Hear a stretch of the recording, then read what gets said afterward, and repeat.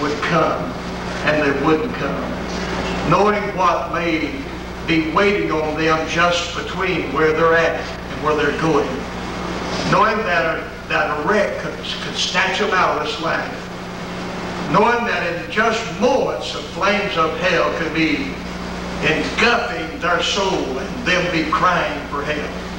Oh, what a tragedy. I stood as a young man down below my house where me and my parents lived. I heard the most awesome cry I ever heard in my life. My daddy was a farmer, and as I heard him cry out, I knew something was wrong. I ran to my daddy, and my daddy had cut my little brother's legs off with a mowing machine. And my daddy was not a Christian. He was a sinner, a drunkard.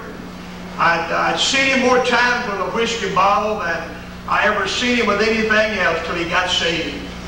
And I watched my daddy cry. I watched him, and never had I saw my daddy weep in my life till that. He sat on the front porch with my little brother in his arms without any way to get him to a doctor, and he wept and he cried. Well, the next day, Herman died, and I saw my daddy laying across the bed, holding him in his arms and weeping and crying out for help.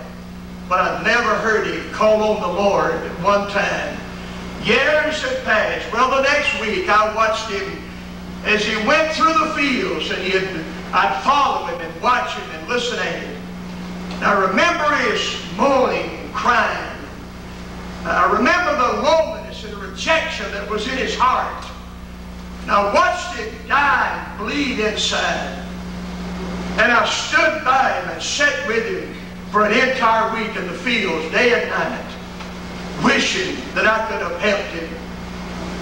But when I was a long ways from home, I got a letter from my mother saying, J.B., you'll never guess what happened to your daddy Sunday. Said he went to church and got saved. And I want to say tonight, there ain't no way to get by what you're facing other than to face it with God tonight.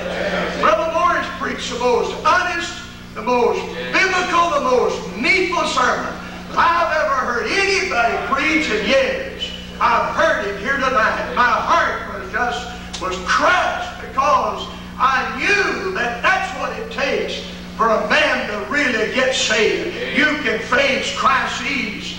You can either face it with God or you can face it without Him.